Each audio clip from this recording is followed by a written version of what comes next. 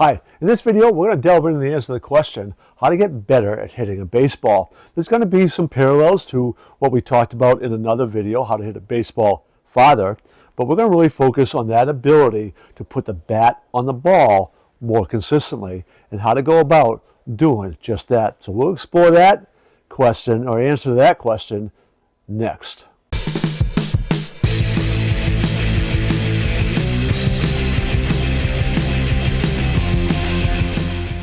So the first part of this video, we're going to explore the mechanics of the swing and how to go about training those mechanics so that once again, you can make contact more consistently and with more authority.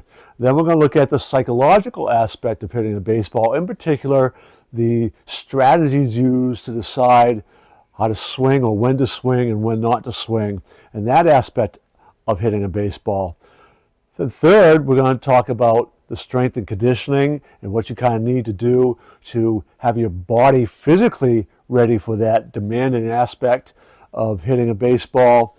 And fourth, we're going to talk about cultivating those beliefs that are so essential and will actually shape how you see the ball and how well you see the ball out of the pitcher's hand. So we'll talk about that. And then, of course, we're going to look at a real-life example of an MLB player who turned themselves into an outstanding hitter.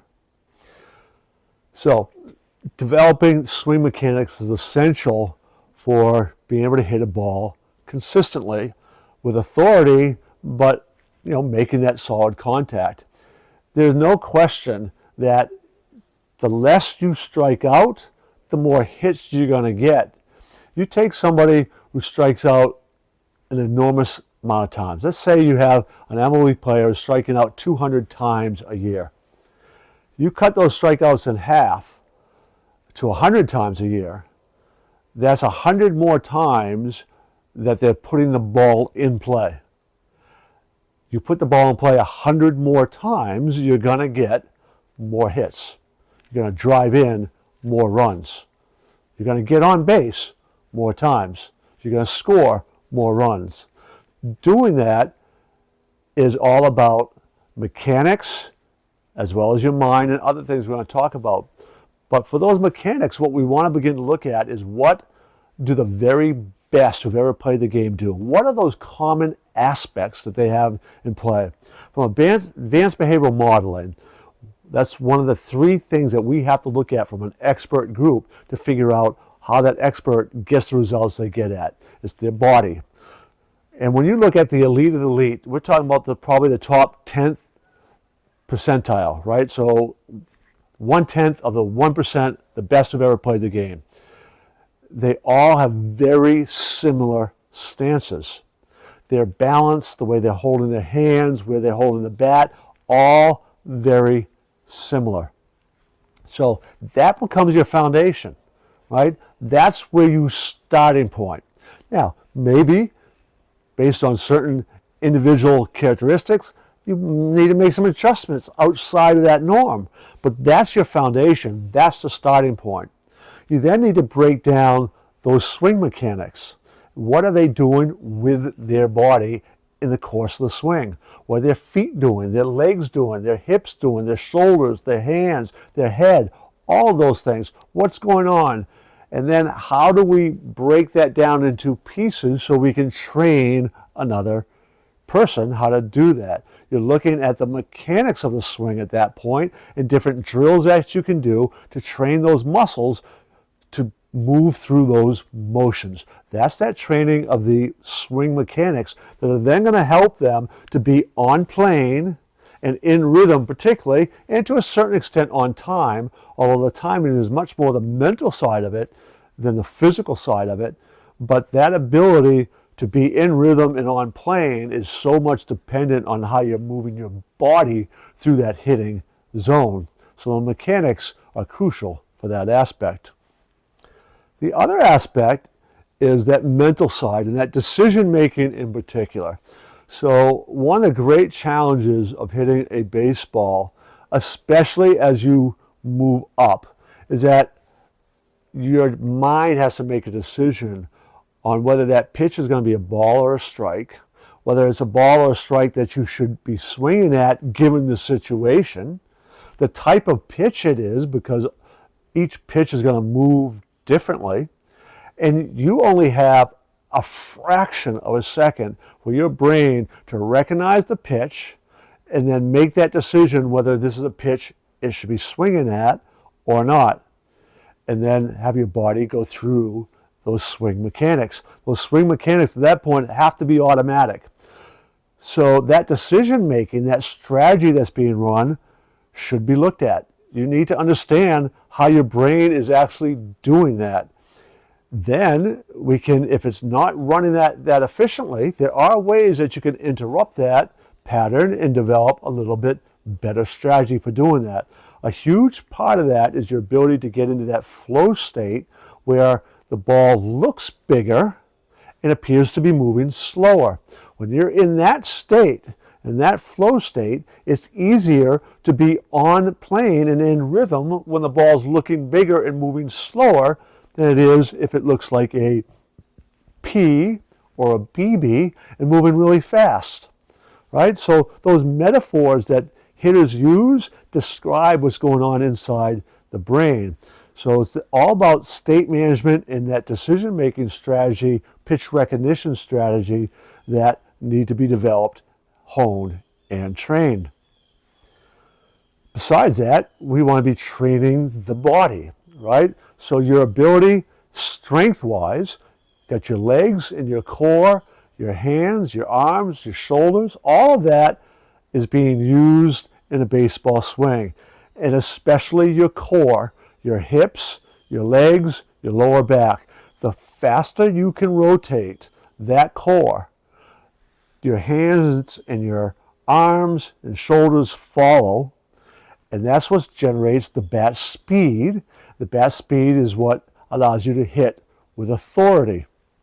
So your ability to move your body quickly and with power is going to be crucial in being able to develop that bat speed, which allows you to wait longer so you can see the ball longer and hit the ball with more authority, which means both farther and harder.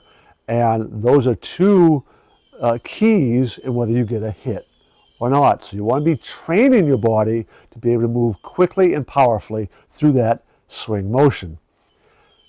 And part of that whole fluidity with that swing mechanics is the flexibility, again, particularly through the core. If your hips in particular and lower back are stiff and not that flexible, maybe they've been bulked up too much, even your arms and shoulders, if you develop too much muscle and lost some flexibility, you're going to lose that fluidity of the swing, which is so incredibly important. So that strength is also about the proper development of those muscles in size, but also the flexibility of them to be able to move fluidly. And as always, when I talk about mindset, I'm talking about beliefs, because they are foundational to your mindset. So the mindset of a great hitter is all about the beliefs they have around their ability to hit a baseball. If you have any doubt about whether you can step in that box and get a hit, you are not going to do well, right? If there's any doubt in there, that doubt has to be wiped out. But it can also be contextual. So you might have a belief that, gee whiz, in a 3-0 or 3-1 count, I'm great, I'm awesome, right? Or I can hit a ball in this zone, but not so good in that zone. And there's a difference between recognizing the areas where you're weaker at and believing that that is forever a weak spot. Subtle, very subtle difference, but often deeply in our unconscious mind, there's such beliefs as that put a cap on who you think you are or who you're capable of as a hitter. And it could be situational, 2-strike hitter, 1-strike hitter, hitter with runners in scoring position. All these situations, we're looking at beliefs that you have around your skill set in those situations so that we can find anything that might be a, quote, chink in your armor, or something that we need to eliminate so that you will be able to rise to whatever your God-given abilities are. We're going to maximize your potential as a hitter. It's important to recognize that these beliefs are going to play a role in, and the difference between a 300 hitter and a 250 hitter at the MLB level is one hit in every 3 games. And some of that is skill set, but a whole lot of that are their beliefs and their ability to manage their emotional state and get into that flow state. For a real life example, we're going to take a look at Justin Turner. Justin Turner was drafted in 2006 by the Cincinnati Reds, and in his early development, the statistics were kind of underwhelming. In fact, one year he had like a 260 average, and in the first 300 games, he only hit 8 home runs. So his slugging percentage, which is kind of a measure of your ability to hit for power, wasn't there. He kept working at it, went back to the drawing board, worked on his swing mechanics, worked on the mental aspect, worked on all those things, kept working and working, trying to get better, break down his weaknesses. And the results began to come in 2014. From 2014 through 2017, he became one of the best baseball players in the game. His slugging percentage dramatically improved. His batting average, he had 340 one year, 320 another year. His home run power, rather than 8 home runs in 300 games in one season, went up to 27. All of that, all those results, that ability to help the Dodgers to the World Series, becoming a perennial all-star and one of the leaders for the team and well-respected players, came about because of his hard work at getting better, at working on those mechanics and working on his mind and his ability to recognize pitches and make those adjustments in the course of a game, over the course of the season, to become one of the best players in the game. I welcome you to subscribe to our channel. Check out all those other videos. We have a wealth of videos on a bunch of different topics, adding more all the time. Thanks to all of you as well who share questions. I would also invite you to register for our free webinar, Enhance Your Performance. You can find that link to that in the description for this video. And when you click on that link, just look for the webinar that says Enhance Your Performance in it, and click on that, sign up, and watch that today. And I will see you in our next video.